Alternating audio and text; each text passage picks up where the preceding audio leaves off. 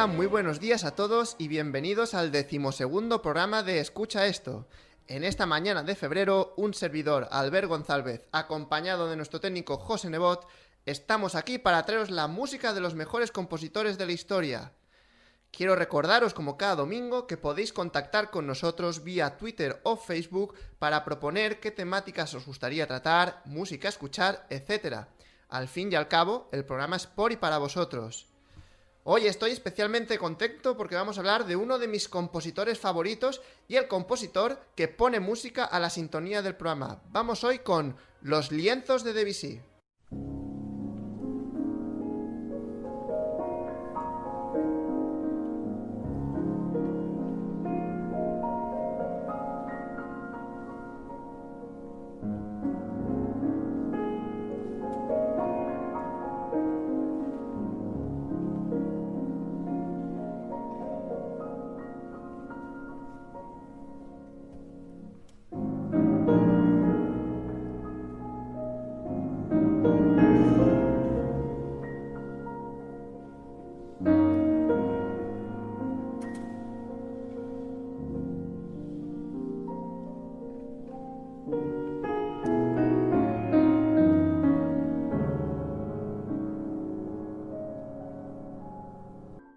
Acabamos de escuchar Los reflejos en el agua de Claude Debussy. Sabemos muchos de nosotros que a veces la necesidad de entender el contexto para entender el compositor, saber cómo compone, es muy importante. Pero en el caso de Debussy, esto es una máxima, es de capital importancia. Debussy nace en 1862 y muere en 1918. Es un compositor francés que vive en la época más esplendorosa de París a finales del siglo XIX y principios del XX, porque en esta ciudad se produce todo un crisol cultural. París se convierte en la cuna de los primeros movimientos modernistas de las vanguardias. Igual nos suenan algunos movimientos, como pueden ser el simbolismo, que es un movimiento literario, o sobre todo el impresionismo, que es un movimiento pictórico, aunque también hay otros movimientos como son el fauvismo y el parnasianismo. Entonces Debussy creció en medio de este círculo y desarrolló su tremendo talento con todos estos artistas e intelectuales. Debussy no creció solo como artista, sino creció en la mejor compañía posible. Y fue en estos círculos donde se produjo una entrega total muy importante a la sensación y a la búsqueda de lo momentáneo y lo efímero. Estos artistas e intelectuales buscaban plasmar los estados de la conciencia alejados del raciocinio y el análisis. En el arte podemos decir que pasó a hablarse de intuición, sensualidad e impresión. Era una búsqueda alternativa a esa construcción racional y al pensamiento tradicionalista tan puramente germano que había imperado durante todo el siglo XIX. Podemos decir que los franceses intentaron establecer una alternativa a todo el pensamiento artístico germano que había imperado en el siglo XIX, ya que los alemanes, centroeuropeos, se convirtieron en los reyes no solo del arte, del romanticismo, sino también de la literatura. Podemos decir el siguiente símil. Cuando pensamos en un romántico, que todos sabemos lo que es un artista romántico, un compositor romántico, lo que quiere es expresar mediante el arte lo que lleva dentro, sus sentimientos. Es, digamos, como una bomba, que tiene una energía concentrada dentro, que con la explosión sale y explota, y en medida que estemos más cerca o no, nos afecta con su onda expansiva. Sin embargo, los impresionistas no quieren explotar, no quieren transmitir sentimientos. Lo que quieren es transmitir sensaciones y no solo transmitirlas, sino hacer partícipe al oyente de ello. Es como si en lugar de tener una bomba, tuviéramos una cuerda con un lazo que nos la tiran por encima y sin que nos demos cuenta, nos atrapan y nos atraen hacia su mundo. Prestad atención a este maravilloso preludio de Debussy llamado Waltz.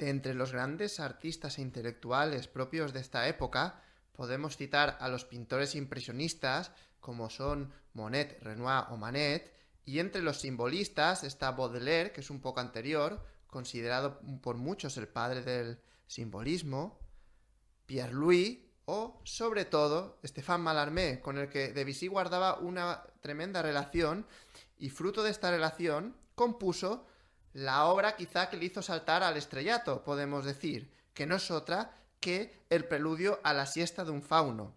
Esta obra fue estrenada en 1894, cuando Debussy contaba con 32 años y era un compositor, digamos, conocido en el círculo artístico, pero no en el gran mundo musical. Y con esta obra, como he dicho, se lanzó al estrellato. Y está compuesta en base a una poesía de Stéphane Mallarmé.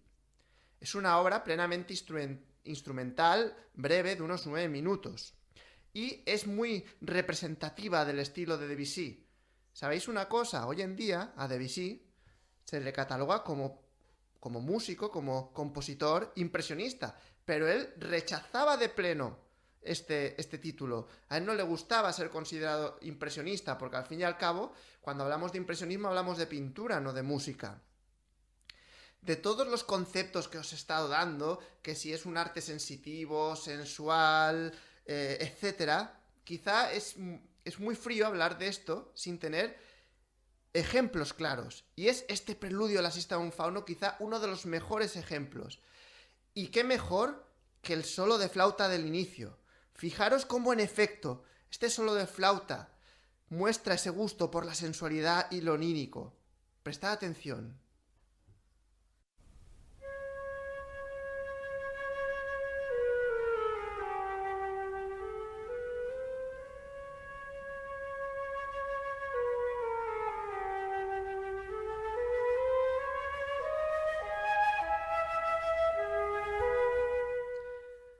¿Os dais cuenta como de alguna manera parece que el tiempo se pare y es una música que fluctúa, que flota, que no pesa, tan alejado de esos sonidos germanos que nos tenía acostumbrados Beethoven, Brahms, tan pesados y fuertes? Con Debussy la música es como si estuviera en el aire, como si no tuviera nada abajo, como si flotara.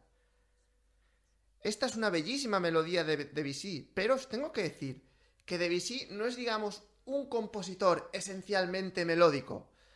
¿Sabéis una cosa? Que cuando nosotros hablamos de melodía, sobre todo pensamos en los italianos, porque los italianos son los compositores de la ópera, que se basan en el canto, en las melodías. Luego, cuando hablamos de forma, de arquitectura, pensamos enseguida en los compositores germanos o centroeuropeos. Y es aquí cuando debemos hacernos la pregunta, ¿y en qué piensan los compositores franceses? Pues los compositores franceses sobre todo piensan en la armonía, en el sonido, en cómo los sonidos se agrupan y se relacionan entre ellos. Y es con Debussy cuando nace el gusto por el timbre, reflejo de armonías de gran personalidad propia. Y este es un concepto que casa muy bien con el impresionismo, porque cuando vemos el impresionismo es como esa indefinición, fruto de la luz, de los colores. Pues con Debussy pasa lo mismo, pero con sonidos. Como Debussy busca lo más característico de cada instrumento, de cada sonoridad, intenta jugar con ello y llevarnos a todo un mundo de sensaciones. Y qué mejor ejemplo tenemos que lo que continúa justo después del solo de flauta que acabamos de escuchar. Prestad atención a este maravilloso acorde.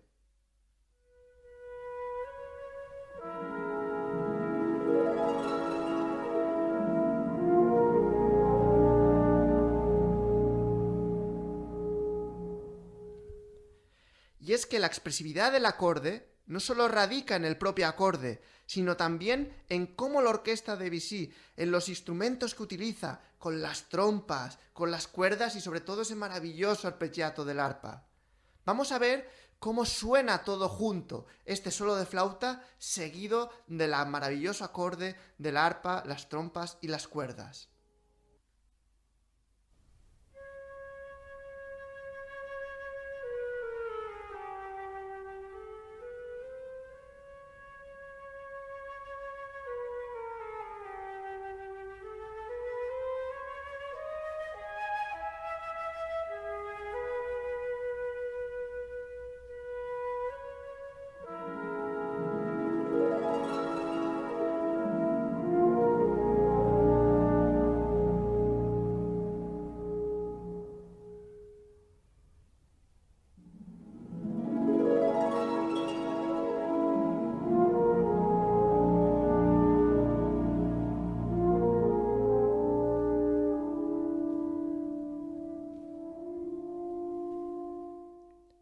¿Habéis podido percibir esa sensación de vaguedad, de atemporalidad, como si el tiempo se detuviera?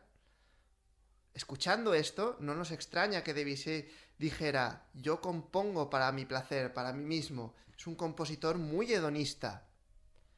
Pues bien, el Preludio de Asista a un Fauno es una obra un tanto libre. Como os he dicho, no presta tanto atención a la forma, sino a las sonoridades. Y esto se refleja en que este tema inicial de la flauta se somete a diferentes variaciones que pueden ser tanto instrumentales como armónicas o del propio tema. Es especialmente interesante la variación que hace Debussy con el clarinete cuando utiliza la escala de tonos, que es un recurso muy característico de la música impresionista y de las nuevas vanguardias, y sobre todo de Claude Debussy. Suena de esta manera.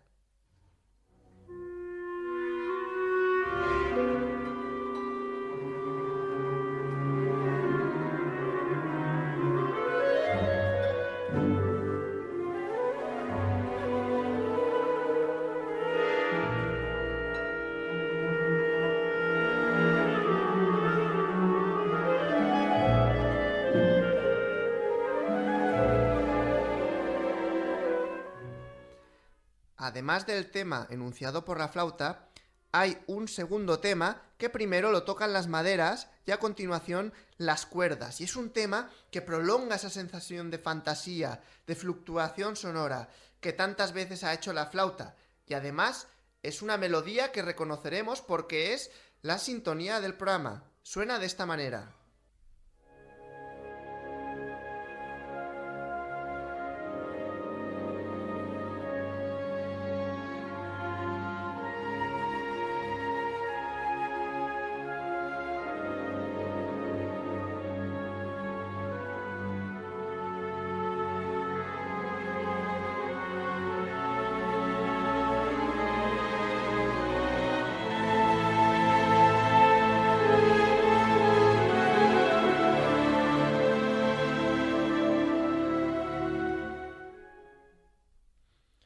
No obstante, una cosa sí que os tengo que decir, y es que, pese a que sea una obra un tanto libre, con cierta entrega al hedonismo y a la espontaneidad, pese incluso a estar alejado a los cánones tradicionales germanos compositivos, es una obra de un extraordinario rigor y profundo conocimiento musical.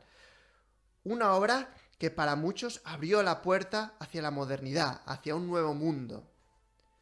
Yo creo que ya hemos dado unas cuantas pistas para encarar el preludio a la siesta de un fauno. Sobre todo, estad atentos a las sonoridades, a cómo Debussy usa los instrumentos, cómo los mezcla, cómo perpetúa esa sensación de vaguedad, de atemporalidad.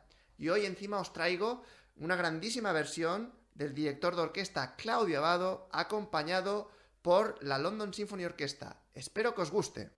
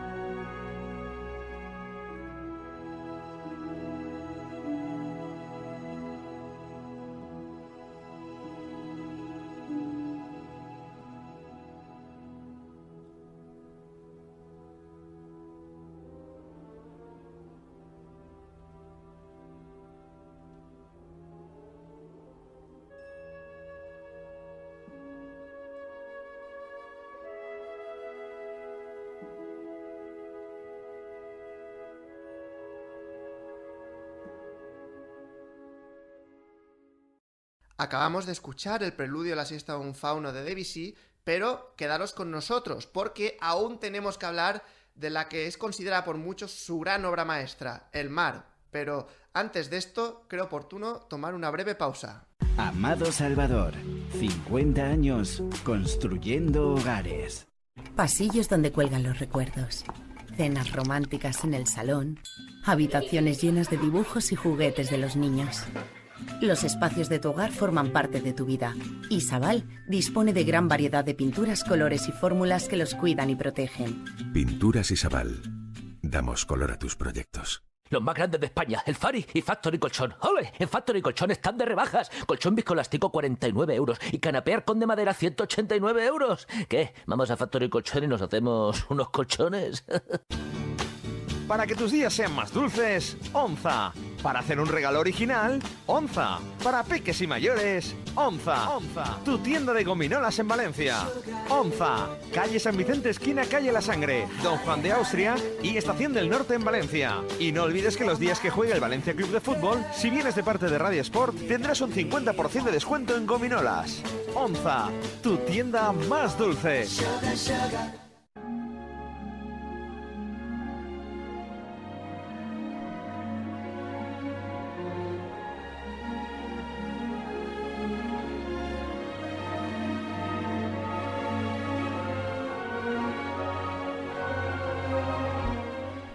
Ya estamos aquí de vuelta, preparados para hablar de la que es considerada por muchos la gran obra maestra de Debussy, El mar.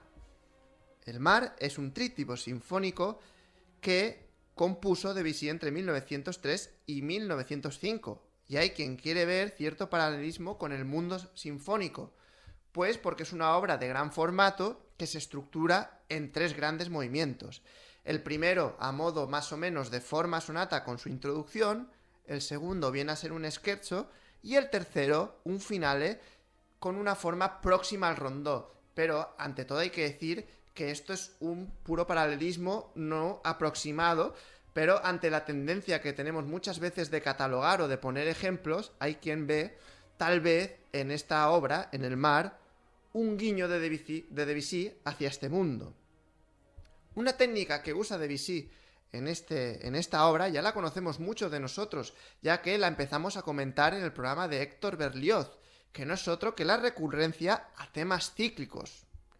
El tema cíclico del mar, primeramente, se expone en la introducción del primer movimiento, enunciada por el corno inglés y la trompeta, sonando de esta manera.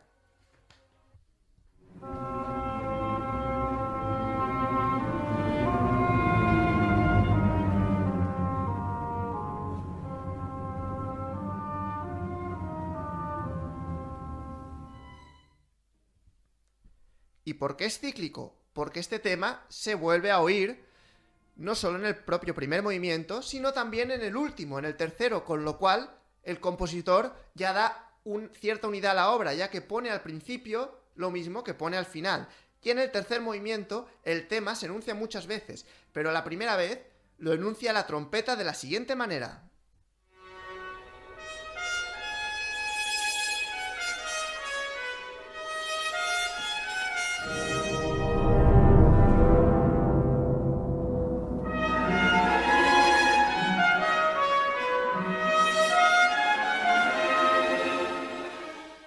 Con esta obra, Debussy lo que quiere es recoger sensaciones e impresiones que tiene sobre el mar.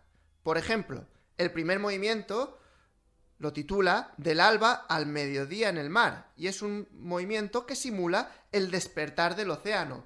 ¿Podéis imaginaros todos esa imagen del mar completamente oscuro y cómo va saliendo el sol poco a poco por el horizonte y va despertando también la vida?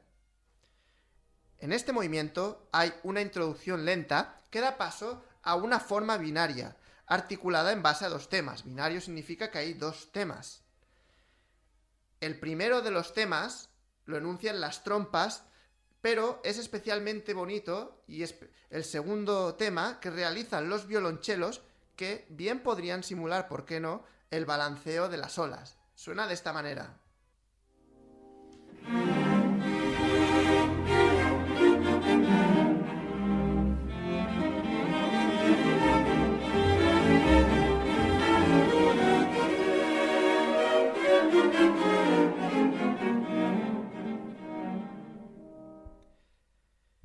A mí me parece especialmente emocionante la coda del final, que cierra Debussy con un precioso tema enunciado por los trombones y los fagotes.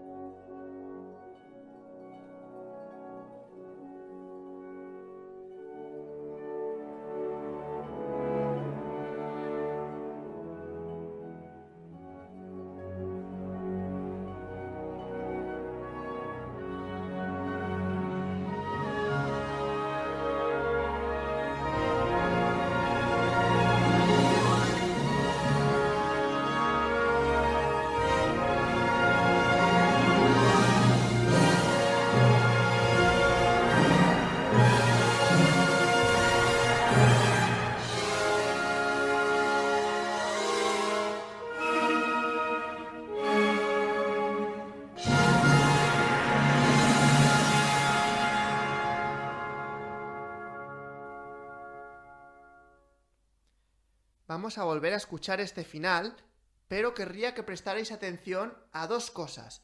La primera es cómo en el último acorde, que es tocado por toda la orquesta, aparecen también los metales, los trombones y las trompetas, y elevan su acorde por encima del de toda la orquesta, que se apaga, simulando de alguna manera como los rayos del sol que aparecen ya una vez llegado al mediodía. Esto es especialmente emocionante y es una imagen pictórica que bien podría haber dado lugar a la música. Pero otra cosa que también querría que tuvierais atención es, ¿no suena tal vez esta música al final un tanto oriental, como si fuera música china? Vamos a ver, escuchemos de nuevo.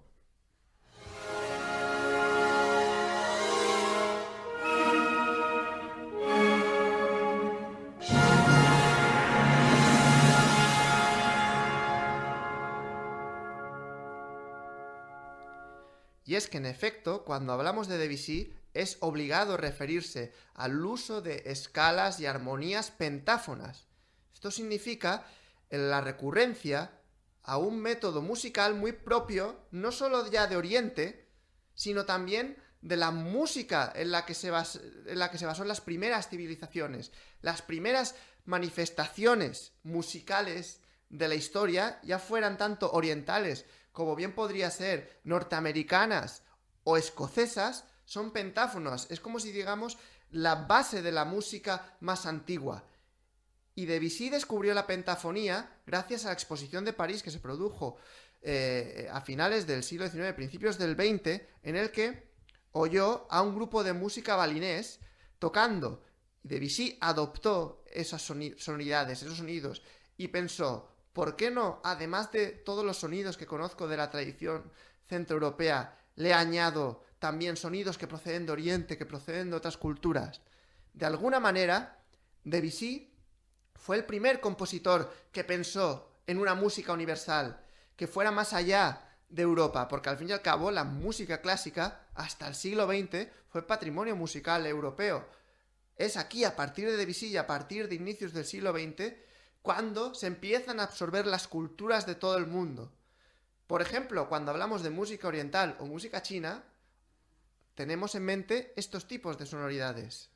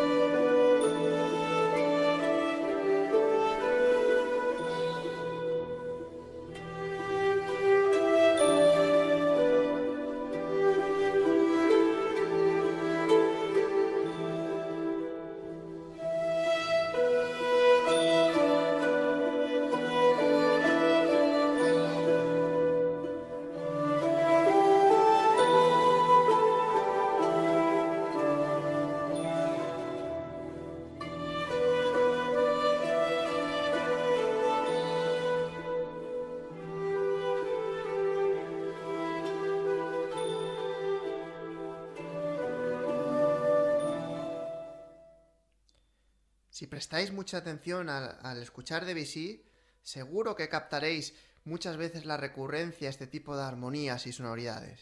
Vamos ya al segundo movimiento, que se llama juego de olas, y está escrito a modo de scherzo. Scherzo es una palabra italiana que significa broma. De ahí que Debussy quiera reflejar ese juego de olas, ese movimiento de las olas durante el día, con todos los pájaros volando alrededor, o gaviotas, etc. Lo que hace Debussy especialmente, que resulta muy interesante, es la disgregación instrumental. Y vosotros os preguntaréis, ¿qué es eso de disgregación instrumental? Pues es un recurso en el que en la orquesta las familias instrumentales se descomponen para favorecer y resaltar los fragmentos melódicos. Es decir, en una orquesta tenemos la visión de que hay muchas familias, por ejemplo están los vientos maderas, que son flautas, oboes, clarinetes, los metales, las trompas, trompetas, trombones, etc. y las cuerdas. Pues Debussy los separa de una manera muy evidente para resaltar el sonido de cada instrumento. Y esto es al fin y al cabo un concepto que casa muy bien con el concepto impresionista del color. Incluso podemos decir que en este movimiento puede ser hasta puntillista, por el hecho de que trata cada sonido, cada instrumento con una idea muy clara. Por ejemplo, prestad atención al tema inicial del segundo movimiento, como en efecto Debussy pone la melodía en el corno inglés y a la vez le acompaña con adornos mágicos que hacen tanto la lira como el arpa. Prestad atención.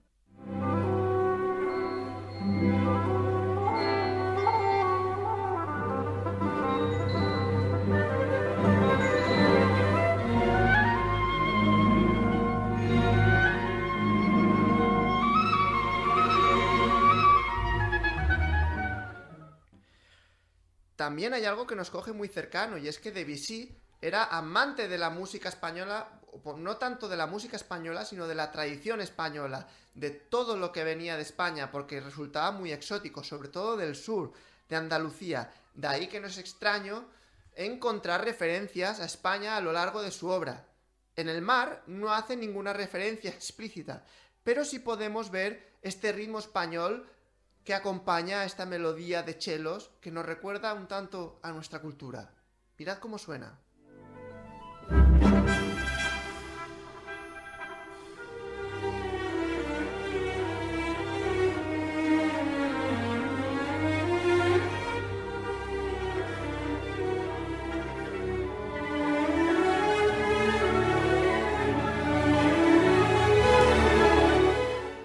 Y tampoco hay que pasar por alto los propios juegos de olas. Y qué mejor instrumento que simular estos juegos de olas que las arpas.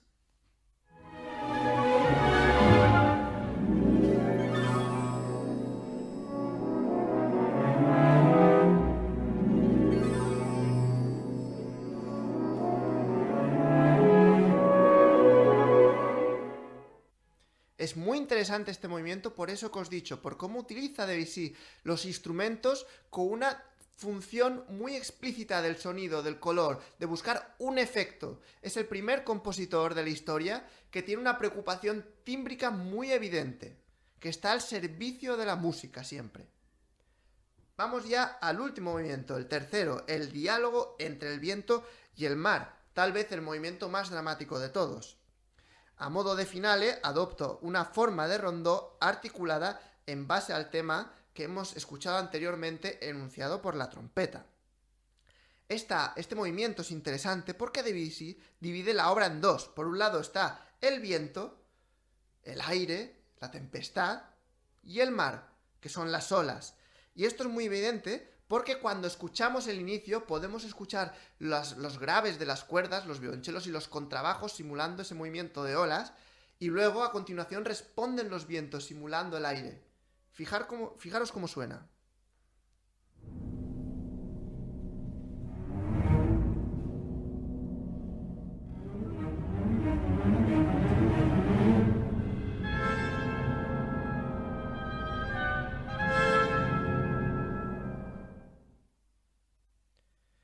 Especialmente interesante es el estribillo que se produce en este movimiento, con el que muchos analistas, musicólogos, denominan el tema del mar. Un tema precioso enunciado por el flautín, la flauta y el oboe, que suena de esta manera.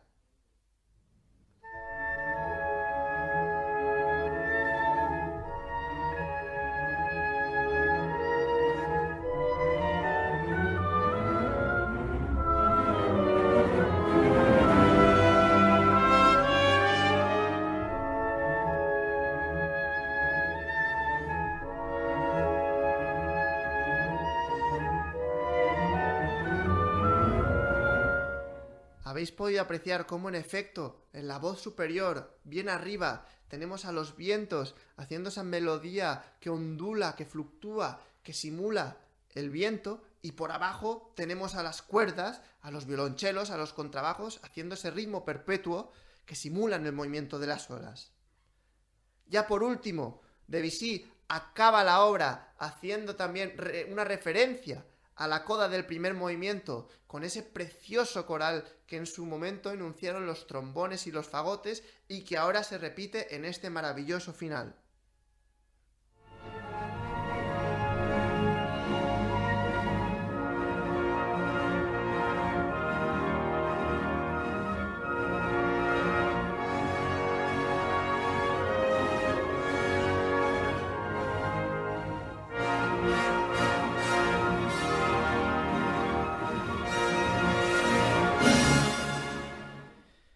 Bueno, yo creo que ya os he dado muchísima información para abordar esta obra. Desde luego, como digo siempre, podríamos estar hablando infinidad de tiempo sobre esta obra, una obra llena de secretos, de detalles, una obra hecha para el deleite, para el placer, como el propio Debussy decía. Espero realmente que os guste y además os traigo de nuevo a Claudio Abbado, pero esta vez con la orquesta del Festival de Lucerna. Muchas gracias por acompañarnos y os esperamos la semana que viene.